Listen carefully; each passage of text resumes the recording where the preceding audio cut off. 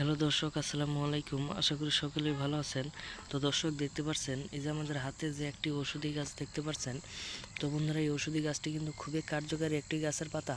তো বন্ধুরা, এই ঔষধি গাছটি যদি আপনারা কোথাও দেখতে পারেন, তাহলে এই গাছটি কখনোই আপনারা নষ্ট করবেন না, কারণ এই গাছটি আপনাদের হাজার হাজার টাকার উপকারিতায় আসতে পারে। তো বন্ধুরা, আপনারা হয়তো অনেক ডাক্তার কবিরাজ দেখিয়েছেন, কিন্তু আপনারা সেই ধরনের রোগগুলো ভালো করতে পারছেন না, কিংবা আপনারা ডাক্তার কবিরাজ দেখাচ্ছেন কিন্তু কোনো প্রকার কার্যকারিতা পাচ্ছেন না। তো বন্ধুরা, এই গাছগুলো যদি কোথাও দেখতে পারেন, তাহলে কখনোই এই গাছগুলো কেটে ফেলে দেবে না। তো বন্ধুরা, এই গাছগুলো প্রথমে আপনারা তুলে নেবেন। তুলে নিয়ে পরিষ্কার পানি দিয়ে ভালো করে ধুয়ে আপনারা 1 থেকে 2 মিনিট গ্লাসের মধ্যে 1 গ্লাস পানির সাথে আপনারা চুবিয়ে রাখবেন। চুবিয়ে রাখার পরে এটা কচলে কচলে রস বের করে নেবেন।